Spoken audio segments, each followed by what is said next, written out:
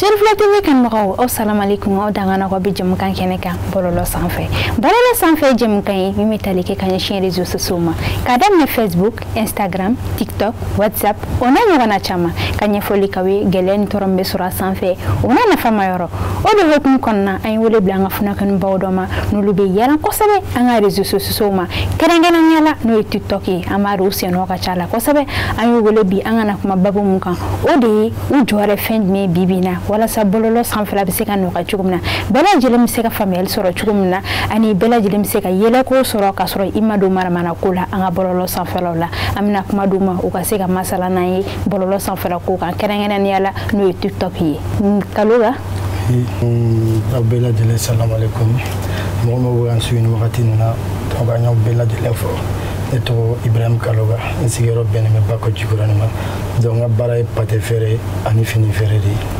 Ok, an balimamuso dɔ b'an bolo kɔrɔ n'ale de tɔgɔ ye Aramatu Tarawele ani en même temps Mokhtar Dramé ani Maman Tandina. C'est ça. An bɛ bɛɛ lajɛlen fo dante foli min na ka bɛɛ lajɛlen fo ni tɔgɔ ni jamu ye n'i ka waati foli ka dugawu k'a ye ka dugawu ɲɔgɔn fɛ mɔgɔ mɔgɔ sɔgɔlen don an na sisan Sherifla TV sanfɛ an b'aw bɛɛ lajɛlen fo an mana nin jɛ in sɔrɔ bɔlɔlɔ siraw fɛ walima jabaraninw sanfɛ k'aw fo dante foli min na ka dugawu k'a ye ka dugawu ɲɔgɔn fɛ aw denkɛ n'a balimakɛ Mokhtar Dramé n bɛ publication kɛ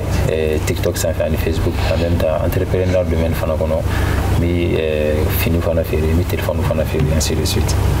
Ok, Maman. Merci pour la question. Ne tɔgɔ ye Mahaman Alassane Tandina, ne ye kɔrɔbɔrɔ de, je suis nordiste. Voilà, n bɛ bɛɛ fo ka bɛɛ waleɲuman dɔn. Aujourd'hui, on est Sherifla TV là, donc je remercie toute l'équipe de Sherifla TV ainsi que les techniciens, les producteurs ainsi que la présentatrice, vous, madame. Merci. D'accord. Ok, alhamdoulilah, Aramata. Folikan jumɛn bɛ bolo k'a lase ɲɛna an ka da don babu la. C'est un béage à ma. Kaloga an y'a ye kɛ ni Aramata de bɛ to ka video caman kɛ an ka bɔlɔlɔ sanfɛlaw la an y'a ye k'a fɔ a ka video ka di mɔgɔ ye kosɛbɛ an m'a ye a donna an ye dɔɔni pati feere sira ye mais depuis ni Aramata nana sisan i dɔnna kosɛbɛ e bɛ se ka mun fɔ ni initiative nana ye da cogo jumɛn e ni Aramata yɛrɛ ɲɔgɔn dɔn cogo jumɛn bɔlɔlɔ siraw kan. Bon, ne ni Aramatu an bɛɛ bɛ Bako Jikɔrɔni ɲɔgɔn kan yen nɔ donc depuis a fitini n'a kun taara balanfɔyɔrɔ la a b'a fɔ ko ale cɛ de ye Kaloga ye a bɛ don balanfɔyɔrɔ la a bɛ dɔn kɛ ne bɛ don a nɔfɛ an bɛ dɔn kɛ ɲɔgɔn fɛ donc n nana ye jeliya fɛnw de ka d'a ye a bɛ to ka dɔnkili la a bɛ taa kɔɲɔyɔrɔ ni fɛnw na donc n nana ye n bɛ to ka filmer ka bila TikTok sanfɛ sinon ne yɛrɛ ka baara ye pati feere de donc n t'a dɔn n bɛna f'i ɲɛna cogo min na Aramatu hinɛ ka bɔ trop Aramatu hinɛ ka bɔ kojugu yɛrɛ donc fa tɛ ba tɛ donc n bɛ to ka filmer ka bila réseau sanfɛ a bɛ taa kɔɲɔyɔrɔ la mɔgɔ bɛ wariw d'a ma k'a fɔ ko mɔgɔ b'a kɛ bolokofɛ fɛn donc olu man ne ye quoi. Ok, merci. An bɛ tila ka segin i ma ni question wɛrɛ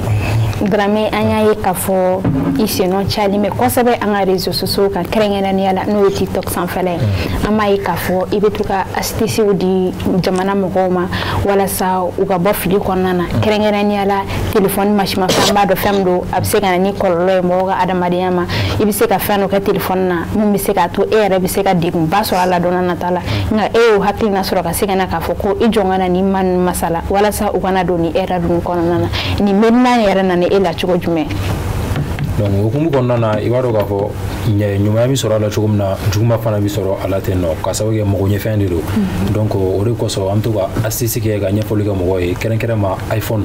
ale ye téléphone ye téléphone min n'a ma ka di kosɛbɛ kosɛbɛ n'i y'a tɔgɔ yɛrɛ mɛn dɔrɔn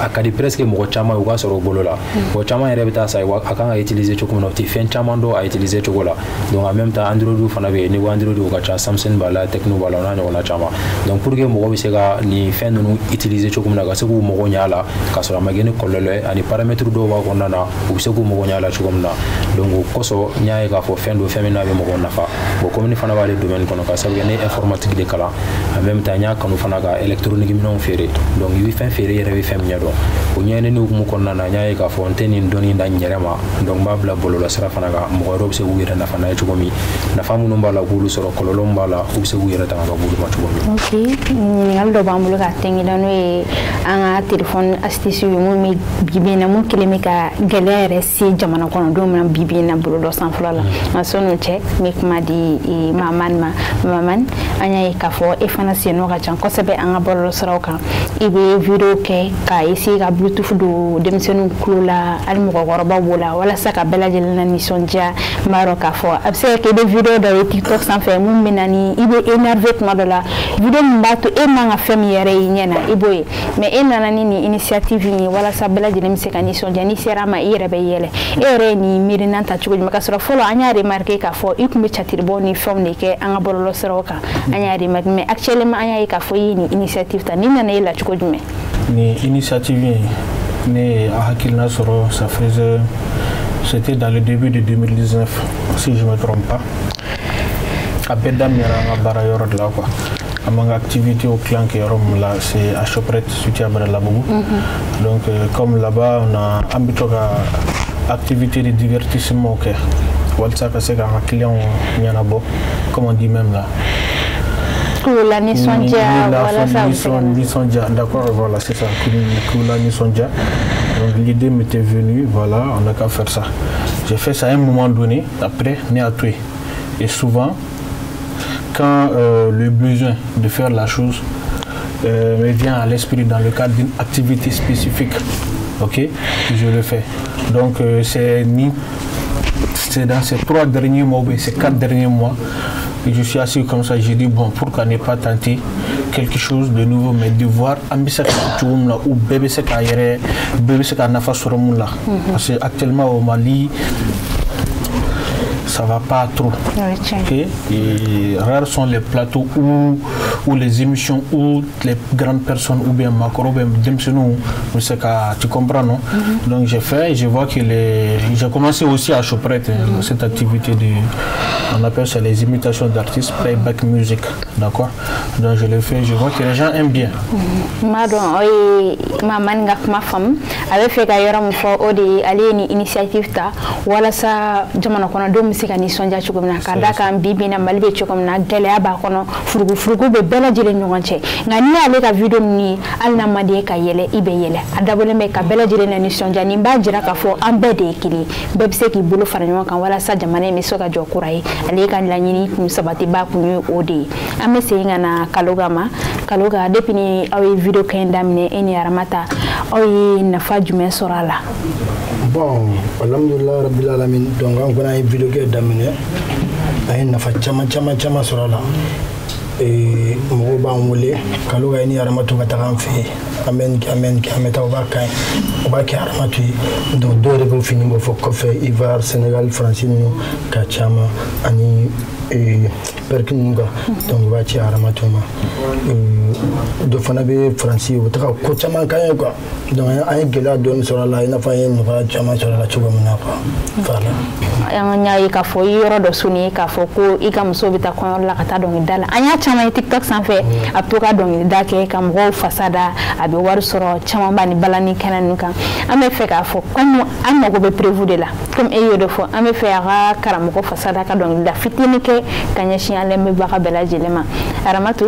o de nɛgɛ b'anw na se ka fasa fitinin da ka ɲɛsin an ka karamɔgɔba ma n'o ye Asedi Sherifu Usumani Madani Aidara ye an bɛ yɛlɛ Ajala Sule Jere a toli kɛ Aidara yɔrɔ sa naam Ajala Sule Jere naam a toli kɛ Aidara wele a kulo b'i la an ka taa iya mita iya faka kele sajaja badara sajaja Allah sajaja badara sajaja Allah sajaja badara sajaja Aribu Sayyidina Jafari ba Allah Aba Aliru badara ari kote awa ari ru bada ari kote warukula la di sodia kere yela warukula la di sodia kere yela awa ya fa aida jori yela kada fa aida jori yela tawa beka tekere nuwani nibe ari bada se farima Era do mal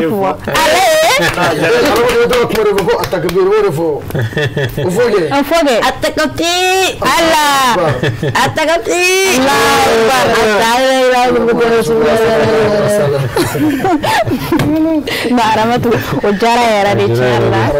ikama mo chamani sonjala borlo sera nunka ami fuki walimando ogola kanga de me ara daw kanga hakdi to aramatu aga video na parce que akadom dan ale era bene bo era la jus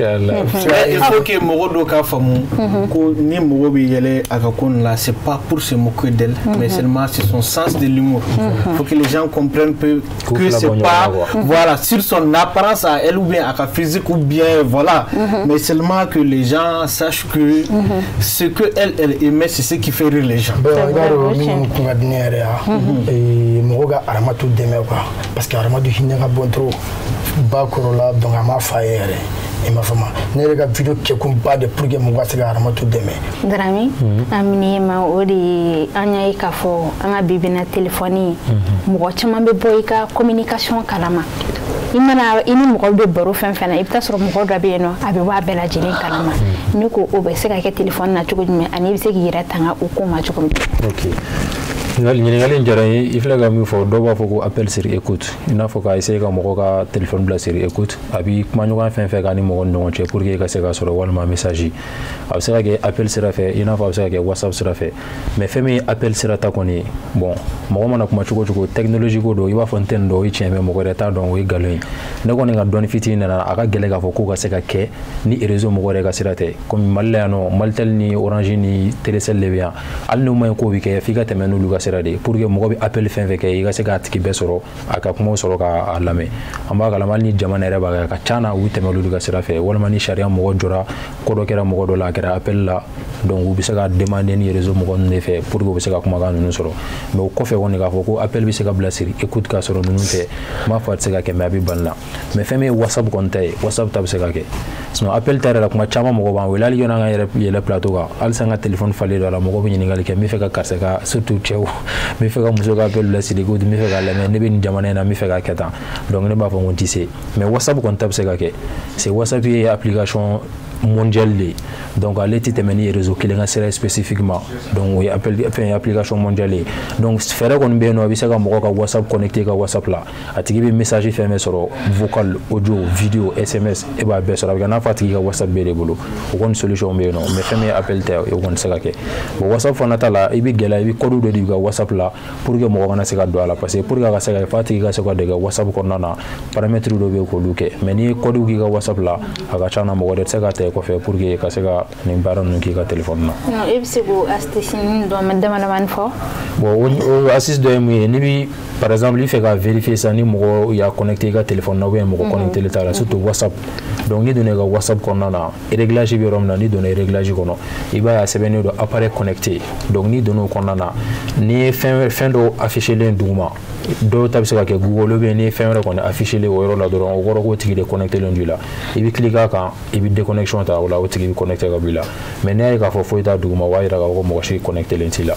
donc o ta mais mi faut pour que ka se ka sécuriser téléphone fin be na sur iPhone do sani face ID balam ibi se ka téléphone de la dignere ibo activer ka WhatsApp là do ta emprunter do ta coder donc ni o ke ka WhatsApp là mo ko se ka do ko ne ko fait pour que ka so ka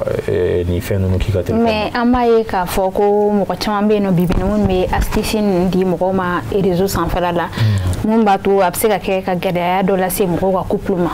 est-ce que o era bule est-ce que o hakilina kaywa parce que c'est vrai e be ka mo bo dibire konnana ka astisi ka mo blasera mais stratégie do be no ni ayira abseka ke sababu ka furu sa ina fe bora ka yoro do fasan furu che be se ka so ka téléphone basir écoute si ça ma e gundo chama be labo vocal be labo sababu yori ni mo do taraka a fon bla e réseau ka avec sababu wodi na vocali ali kerfe mo ni mi frati aba kono te ka téléphone na ka fe era bule est-ce que o hakilina kaywa bon fɛn fɛn bɛ kɛ sababu ye ka gɛlɛya don furuɲɔgɔnmaw ni ɲɔgɔn cɛ mɔgɔ hakilima si tɛ se k'a fɔ k'o ka ɲi nɔ furuɲɔgɔnmaw ni ɲɔgɔn cɛ furu ko ka ca donc k'a fɔ ko fɛn fɛn bɛ kɛ sababu ye k'a fana bɛ n'i ta nin yɔrɔ far'o kan ni téléphone ko sera yan ma ye mɔgɔw bɛ tile k'an wele k'a fɔ an ye souvent dɔ yɛrɛ b'an deli ka fɛn bɛɛ fɔ ka wariw ni fɛnw proposer an ye an b'a fɔ k'an tɛ se k'a kɛ mais i b'a dɔn pour que ka se ka mɔgɔ ka message n'a ka fɛnw sɔrɔ sira caman b'a kɛ quoi hali dɔw bɛ yen i b'a sɔrɔ iCloud iPhone na sa b'a ko iCloud i b'a sɔrɔ e ka iCloud dayɛlɛ ni adresse ni mot de passe min n'o bɛ ne bolo ne bɛ se ka connecter ka téléphone na n'o ye donc i bɛ fɛn fɛn sauvegarder ka na i ka WhatsApp sanfɛ ne bɛ se k'o sɔrɔ mais o bɛ se ka kɛ hali n'a sɔrɔ a tigi bɛ jamana wɛrɛ de la parce que connexion ko de do il suffit que i ka iCloud adresse ni mot de passe b'ale bolo ne bɛ se ka e ka téléphone connecter n yɛrɛ ta la hali bɛ déplacer ka taa yɔrɔ o yɔrɔ n bɛ se k'a bɛɛ dɔn o bɛ se ka kɛ iCloud la cogo min na ni Android fana don compte Gmail a bɛ se ka k'o fana na n'o b'a fɔ ko compte Google ne bɛ ka compte Google dɔn ne bɛ se ka connecter ka compte la compte Google sanfɛ sa i b'a sɔrɔ kalo o kalo i déplacer la ka taa yɔrɔ o yɔrɔ u b'a bɛɛ récapitulation d'i ma donc ne bɛ se ka dɔn nin waati ni nin waati aw taara nin yɔrɔ ni nin yɔrɔ in de la i bɛ se k'a bɛɛ dɔn donc hali ne bɛ nɔfɛ Ala k'an kisi ne bɛ fɛ ka dankari la n'i y'a dɔn k'a fɔ i bɛ taa nin yɔrɔ ninnu de la ka caya n bɛ se k'i bɛlɛ ka t'i sɔrɔ o yɔrɔ la pour que ka taa dankari la donc o de kosɔn ni fɛn ninnu ye fɛnw ye an t'i ɲa utiliser olu kan mais i k'a sécuriser ka n'i ka iCloud adresse ni mot de passe di bɛɛ ma ka n'i ka compte Google adresse ni mot de passe di bɛɛ ma parce que dɔw bɛ yen nɔ n'u b'i ka téléphone de régler u b'a fɔ k'i k'a di yan nɔ pour que u ka se k'a kɛ n'i y'u ka téléphone de régler n'u tilala i ka mot de passe falen sinon Ala k'an kisi u bɛ se ka utiliser compte la pour que ka se ka dankari la don nataw la o yɔrɔ faamuyala nin b'a jira k'a fɔ ko ni maa min i ka téléphone b'i bolo walima code iCloud ni o n'i ka Gmail ninnu i k'i hakili to i yɛrɛ la hali kɛrɛfɛ mɔgɔ kana sɔn k'i ka code d'a ma parce que mɔgɔ man ka da bɛɛ la bɛɛ lajɛlen parce que a tout moment tigilamɔgɔ bɛ se ka b'i kɔ kɔrɔ diya bɛ yen cogo min na i n'a fɔ goya bɛ ten tɔ n'i b'i ka fɛn min dɔn i k'a to i yɛrɛ ka bolo kan i kana di maa ma sinon a bɛ kɛ sababu ye k'i mako to tiɲɛ don n'a nataw la parce que téléphone bɛ yɔrɔ min na bi bi in na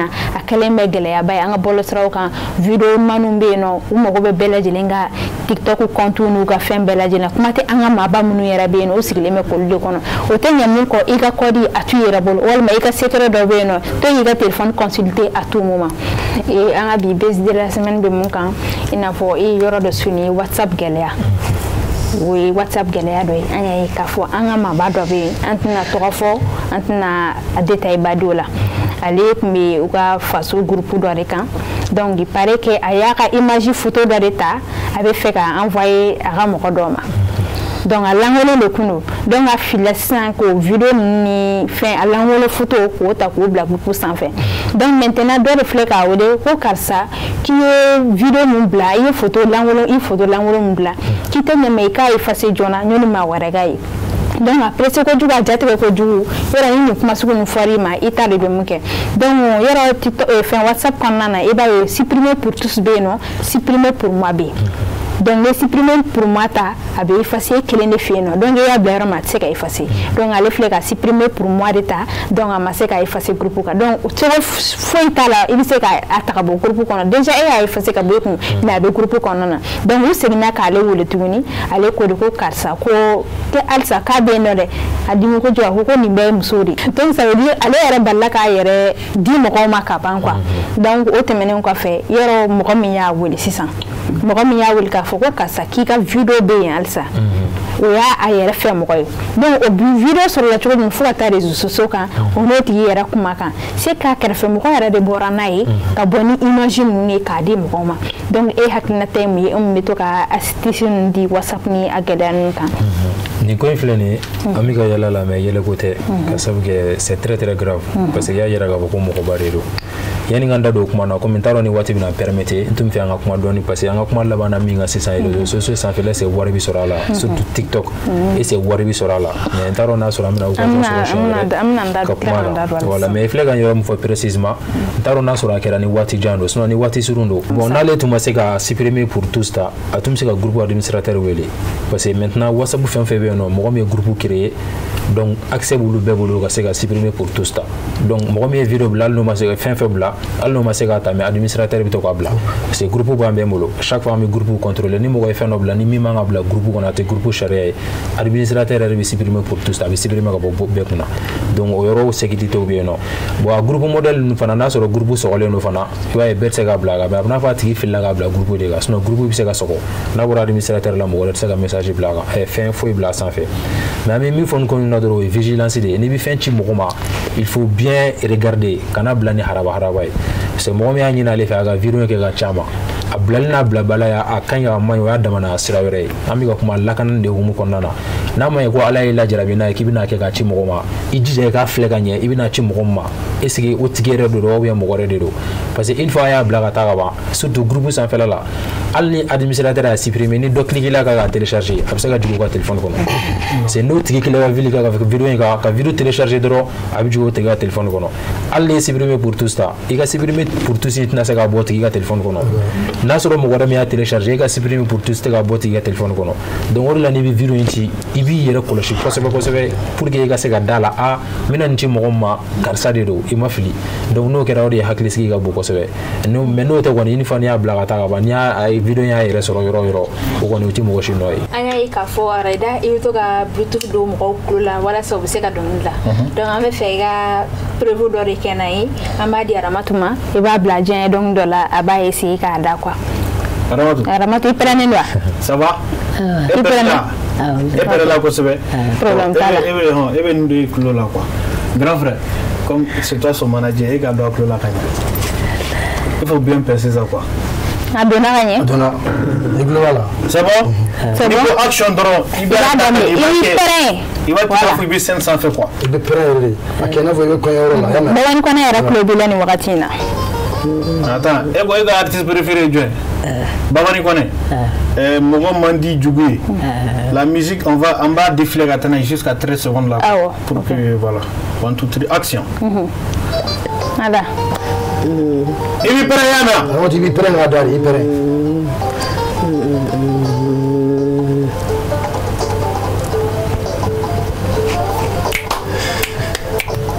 What you do? Baba, money do ye. Baba, money do ye. Money do ye. Baba, money do ye. Oh, you do. We can't tell you why. Chante fort. Oh, can't tell you why. Baba, money juguye. Baba, money juguye. Mais maintenant, c'est la tour de femme. Doudola. Doudola. Eh, kajayewa. Sawo kajayewa. Sawo sirayela. Baba, money juguye. Baba, money juguye. Chante fort. Il peut gagner.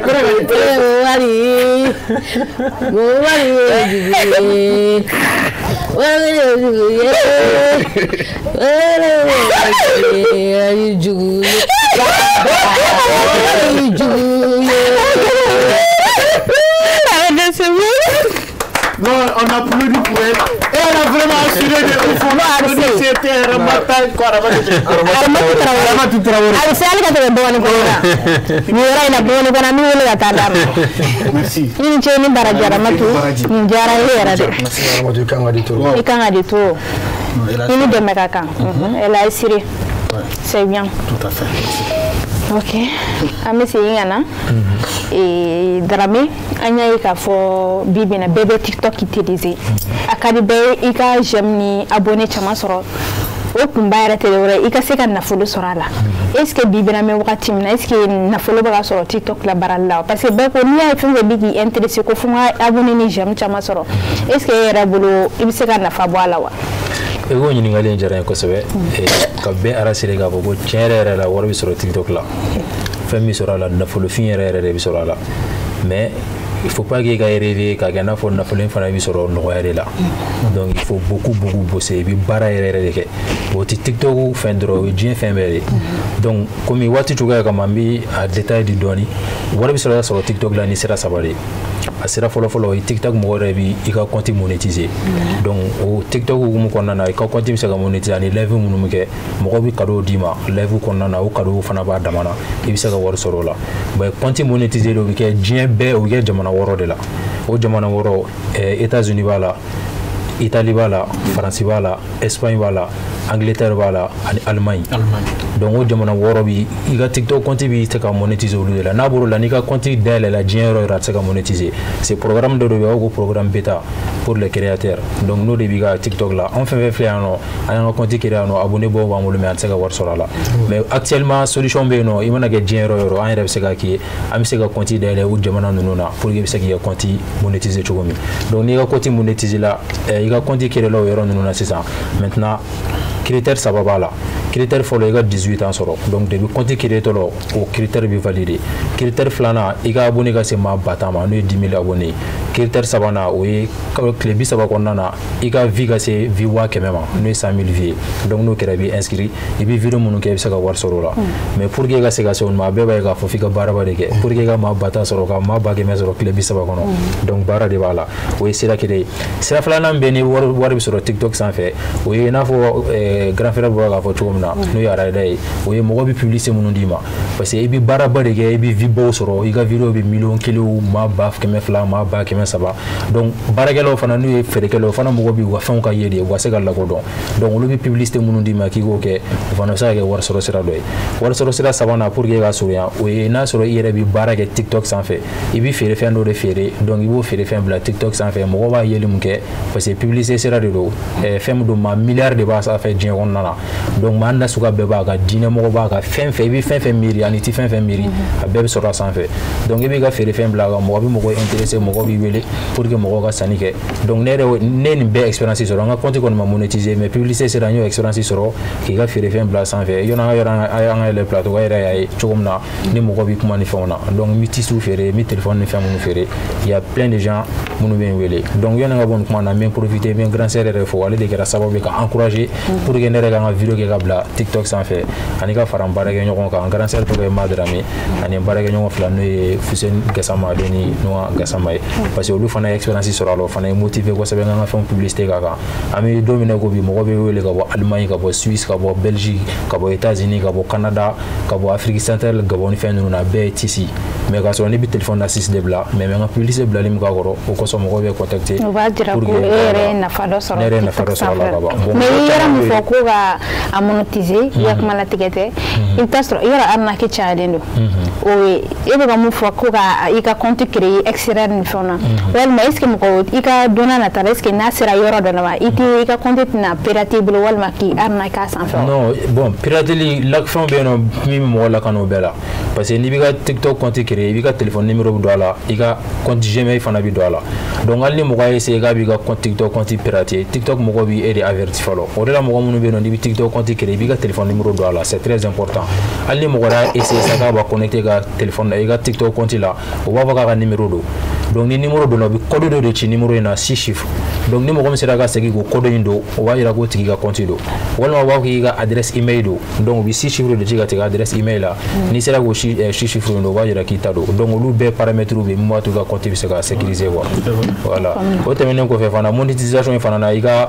hali n'a sɔrɔ an ye compte créer ka d'i ma n'an y'i ka adresse d'i ma i b'i ka mot de passe de falen n'i ka mot de passe falen an tɛ accès sɔrɔ i ka compte la bilen donc n'i ka inscription n'i ka fɛnw bɛɛ kɛra ka ban i b'i ka compte bancaire lié a la donc à chaque fois ni i ye vidéo ye kɛ ka se $100 ma o b'a virer i ka compte kɔnɔna na i bɛ se ka jɛ minɛ donc TikTok dɔrɔn tɛ wari bɛ sɔrɔ YouTube la mɔgɔ caman b'a kalama mais Facebook fana wari bɛ sɔrɔ a la waati kɛra la Facebook ta kun jɔra mais u bɛ ka commencer sisan u bɛ ka publicité bila mɔgɔw ka vidéo kɔrɔ donc Facebook fana na wari bɛ sɔrɔ Facebook fana na a bɛ sɔrɔ TikTok la a bɛ sɔrɔ YouTube la depuis ni e y'i ka vidéo kɛ daminɛ est ce que gɛlɛya dɔ sɔrɔ a la k'a fɔ bi bi in na TikTok i mana kɛ cogo cogo i bɛ sɛgɛn surtout aw bɛ moto de la aw bɛ taa diɲɛ fan bɛɛ c'est vrai aw bɛ fɛ ka mɔgɔw la nisɔndiya mais est ce que aw ye gɛlɛya dɔ sɔrɔ TikTok ko in na kɛrɛnkɛrɛnnenya la n'o ye commentaire négatif est ce que dɔ de la k'aw ka baara lagosi aw bolo wa.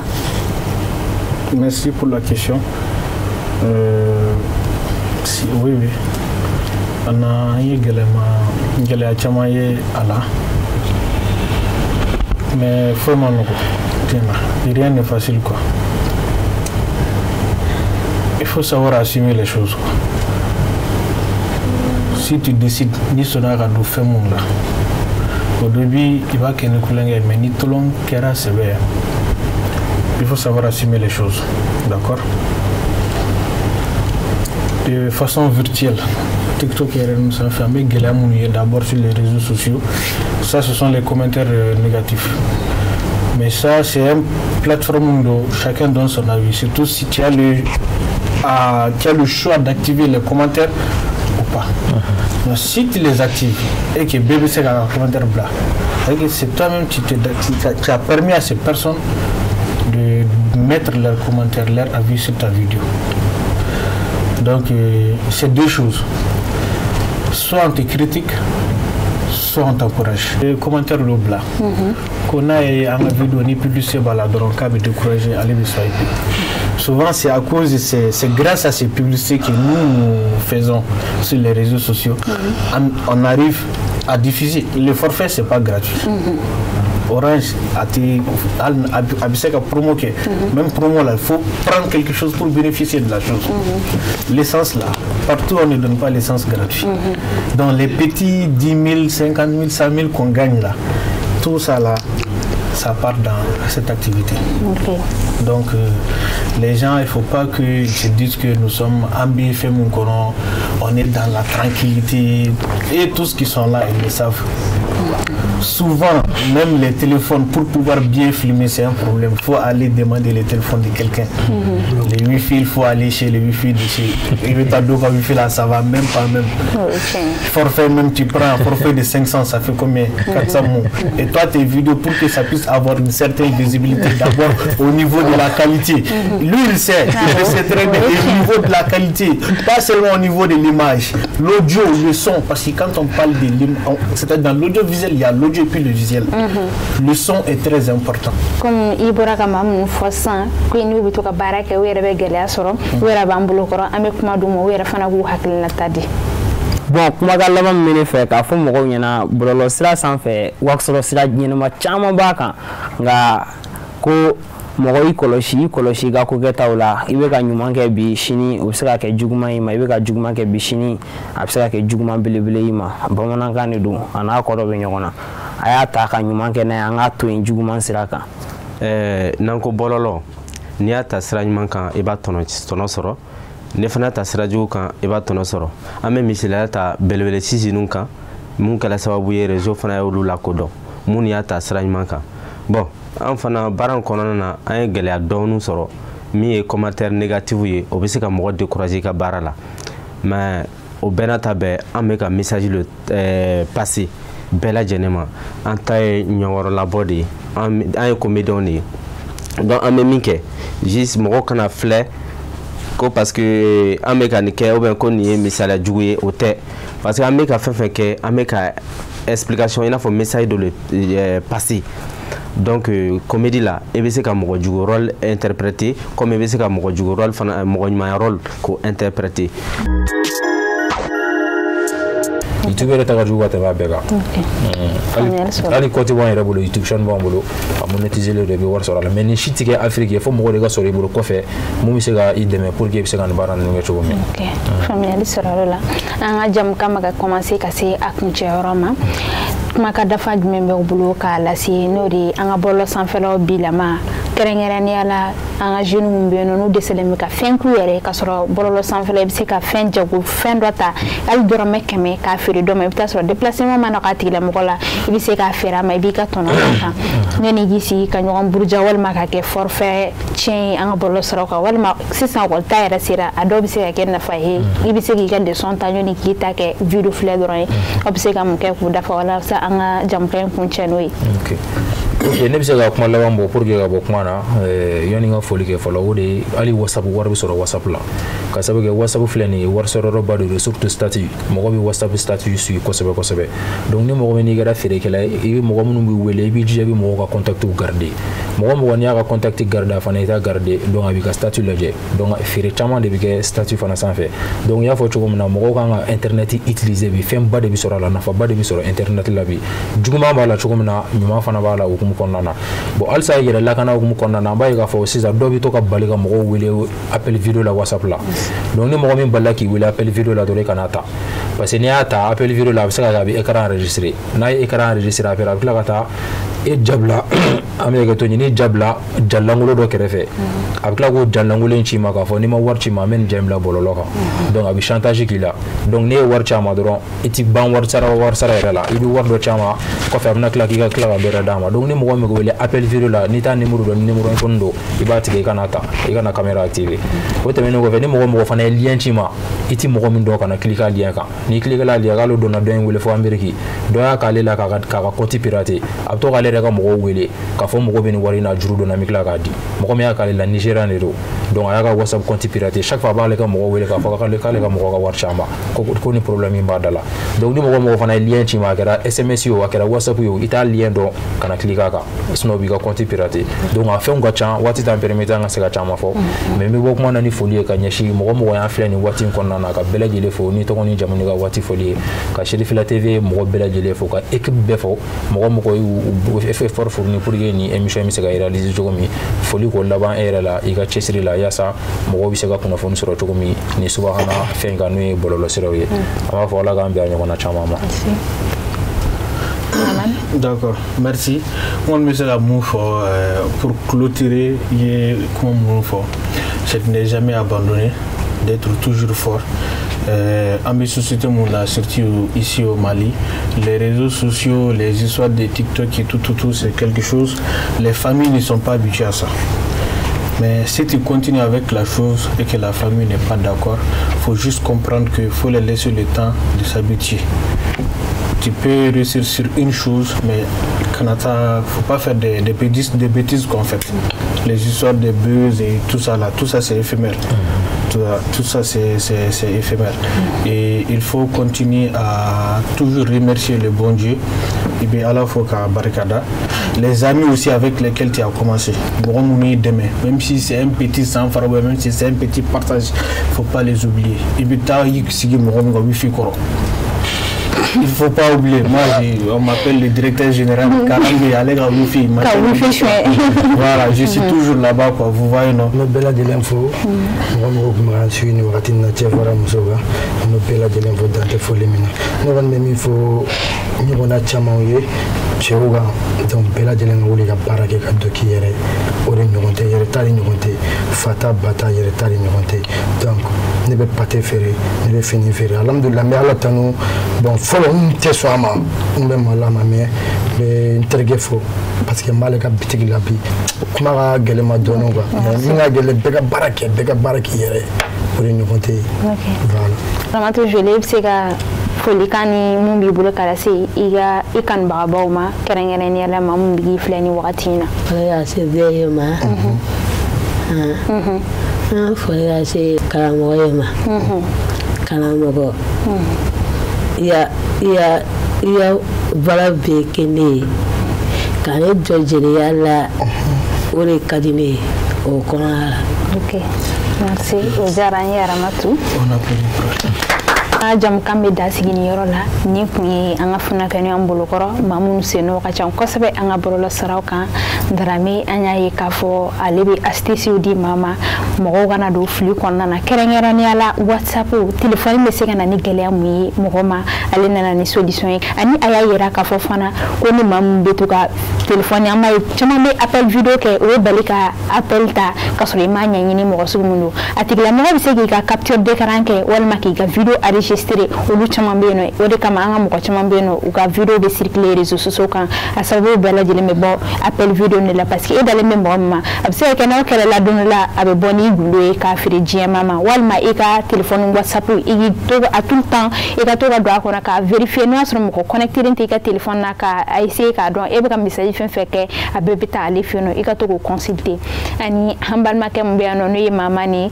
ale bitu ka vidéo ke wala sa bela jele na ni sonja wala sa ugana gele asro ka da kan malibe degun konna na bibi na furu ka chan ko sabe no e attaque ni kele ale boke wala sa bela jele mi se kan ni sonja ani fana ku be baram ke o be gele asro ka da kan mo be no be commentaire négatif bloga vidéo ko ka soro olu yere bitugi si ka ta do yere ka wi shushwe wala sa ka ola ni sonja me abu la goshi ama nyunu fe aka wu deme wala sa ka vidéo be se ka sansoro forfait o be se ka no ga no e ka publicité tama soro anga borola soro kan ani Ramatou fana ani kaloga yere ni foli ka kan ka da kan ale funaken mi ay ɲɛci nin bɛɛ lajɛlen kan k'a tɛ mɔgɔ buruja TikTok sanfɛ k'a tɛ mɔgɔw minɛ walasa ka to k'i dɔgɔya commentaire négatif ale cɛsiri k'a b'a ka pate de feere walasa k'a yɛrɛ bɔ nɔgɔ la a ma fa ta lajɛ a ma ba ta lajɛ ani a ɲɛna an balimamuso de ma n'o ye Aramatu Tarawele walasa a kana sɛgɛn diɲɛ kɔnɔ a nana n'a ye TikTok sanfɛ walasa mɔgɔw bɛ se ka dɛmɛ don a ma wa a kɛra sababu ye fana mɔgɔ caman nisɔndiyara a ka video la ka da kan dɔnkilidaw ka da a bɛ to ka video mun kɛ a bɛ mɔgɔw la nisɔndiya an b'o fɔ nin bɛɛ lajɛlen na nin tun ye nin ma ninnu y'an bolo kɔrɔ walasa ka astuces dɔ d'a ma walasa k'a yira fana olu bɛ cɛsiri mun na an ka bɔlɔlɔsiraw kan o ni dɛmɛ ka kan an b'a fɔ aw kan mɛn waati bara nin kɛnɛ kelen sanfɛ wa an bɛ kɛnɛ kuncɛ yɔrɔ min na ni maa min bɛ fɛ k'i ni don ni jamukan in na i bɛ se ka weleli kɛ ni nɛgɛjuru sira in ye n'o de 91 20 06 04 ni maa min bɛ fɛ k'e bɛ fɛ ka fɔ fɛn dɔ de kalama e tɛ fɛn min kalama i bɛ se ka weleli kɛ ni nɛgɛjuru sira in ye walasa an bɛ se k'i bilasira cogo min na an b'a fɔ aw kan mɛn waati bara. Merci Nambe. Bouge.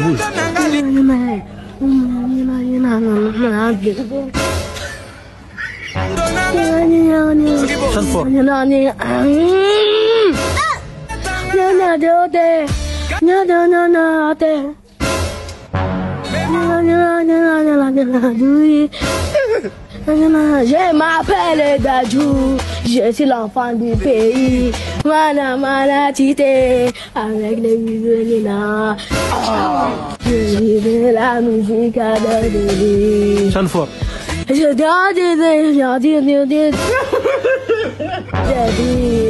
Bien sûr, chante fort. Tout le monde sait, oh lolo, Afrique dans l'excès, oh lolo. Ah, tout le monde sait, oh lolo, Afrique dans l'excès, oh lolo.